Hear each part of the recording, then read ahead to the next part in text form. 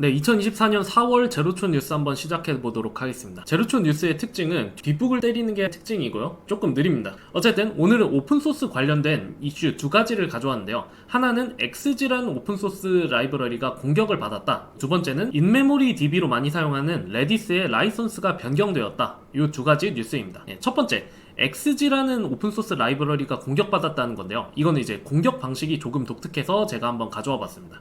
여기 이제 원문으로 나와 있는데 원문은 굳이 보실 필요가 없고 빅뉴스에 번역이 잘 되어 있어서 이것만 보시면 될 것 같습니다. 네, 여기서는 이제 4명의 사람이 나오는데요. 지아라는 해커, 그 다음에 라스라는 관리자, 그 다음에 지가랑 데니스라는 일반 이용자, 이렇게 4명의 사람이 나온다고 보시면 됩니다. 네, 그 중에 중요한 사람은 지아라는 해커와 라스라는 관리자예요. 먼저 XG라는 라이브러리는 윈도우나 맥 쓰시는 분들은 잘 모르실 수도 있는데 리눅스에서는 꽤나 유명한 압축 라이브러리입니다. 리눅스라는 운영체제에서는 데비안이나 레드햇 이런 운영체제들이 있어요. 여기에 이제 지아라는 해커가 백도어라는 프로그램을 설치를 했거든요. 백도어가 뭐냐면 리눅스는 보통 서버로 많이 쓰는데 남의 서버에 로그인 없이 들어가서 명령어를 실행한다. 예를 들어 뭐 서버를 꺼버릴 수도 있고 서버의 소스 코드를 악성 코드로 교체해버릴 수도 있겠죠.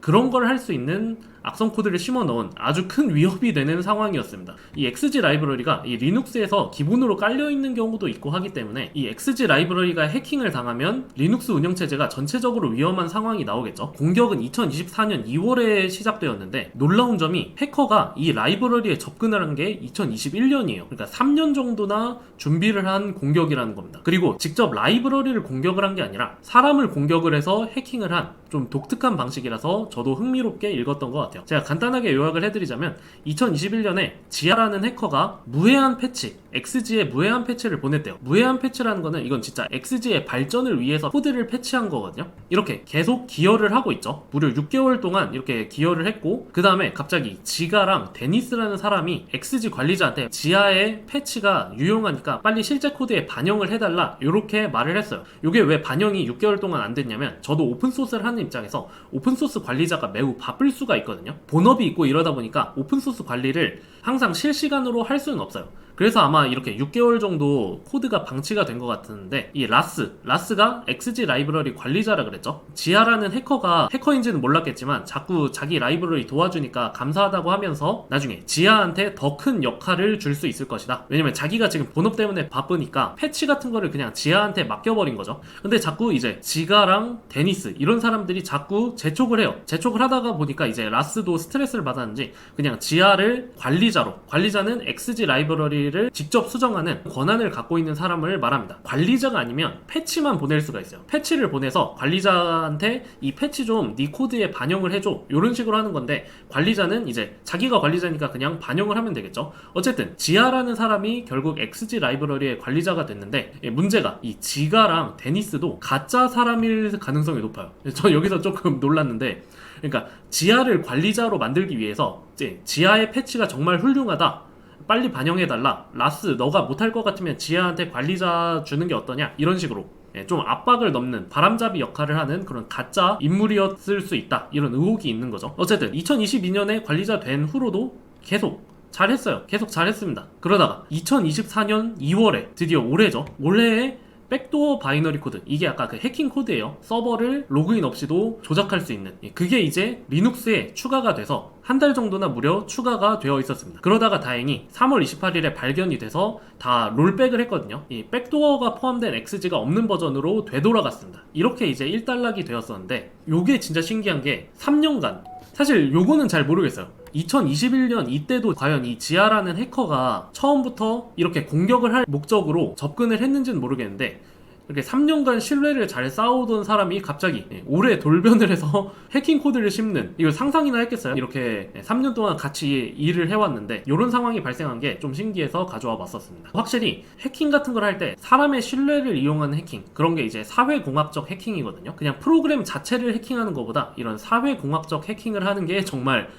유효한 방법이구나를 느낄 수 있었던 그런 사건이었었습니다. 그리고 실제로 메인테이너, 오픈소스의 관리자가 자기가 바쁘다는 이유로 오픈소스가 버려지는 게 진짜 허다하거든요. 그래서 관리자 개인적 사정 때문에 프로젝트가 좌지우지 되지 않게 좀 권한을 분산하는 그런 시스템도 필요해 보이고요. 그리고 이렇게 XG 같은 유명한 라이브러리는 코드에 악성 코드가 들어있지는 않는지 이런 거를 매번 주기적으로 자동으로 검사하는 그런 도구도 꼭 필요한 것 같습니다. 그래서 지금 오픈소스 하는 사람들 간에 설마 너도 이런 좀 불신감, 공포감 막 이런 게 좀 쌓여 있어요. 이건 진짜 3년간 준비한 놀라운 사건이긴 한데 이 사건이 밝혀져서 수정이 돼가지고 다행입니다. 두 번째는 이제 레디스, 인메모리 DB로 레디스 많이 쓰시는데요. 레디스 라이선스가 BSD에서 RSAL, SSPL로 변경이 되었어요. BSD는 진짜 막 자유롭게 가져다 써도 되고 뭐 제한 상황도 별로 없는 그런 완전 자유로운 라이선스거든요. 그런데 이제 RSAL, SSPL로 바뀌었다고 하니까 이거 뭔가 돈 내야 되나? 쓰면 안 되나? 이런 불안감이 들잖아요. 그래서 제가 이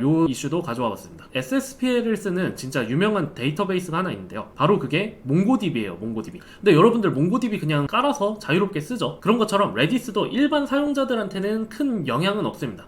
그런데 이 라이선스 변경이 누구를 타겟한 거냐면 AWS나 뭐 네이버 클라우드나 이런 애들 있죠. 이런 클라우드 업체, 호스팅 업체들을 타겟한 거예요. 레디스도 회사가 관리하는 오픈소스거든요. 근데 그 회사가 레디스로 돈을 벌기 위해서 레디스 호스팅을 해요. 그런데 문제가 레디스가 오픈소스다 보니까 클라우드 업체들, 뭐 AWS나 뭐 GCP나 이런 애들도 레디스 호스팅으로 돈을 법니다. 근데 레디스를 관리하는 회사가 AWS랑 경쟁이 안 되겠죠. 그렇기 때문에 레디스 라이선스를 바꿔서 클라우드 업체들 너네가 이 레디스 호스팅을 하면 너네 소스 코드 공개해야 돼. 이런 식으로. 그게 이제 SSPL 라이선스예요. 이 레디스를 클라우드에서 호스팅하는 업체는 소스 코드를 공개해야 된다. 그 조건입니다. 여기 나오죠. 그래서 몽고DB도 이거를 바꿨던 게 몽고DB 관리하는 회사도 AWS 같은 곳이 자꾸 몽고DB 호스팅으로 돈을 버니까 자기의 경쟁자가 됐어요. 몽고DB 회사도 호스팅을 하거든요.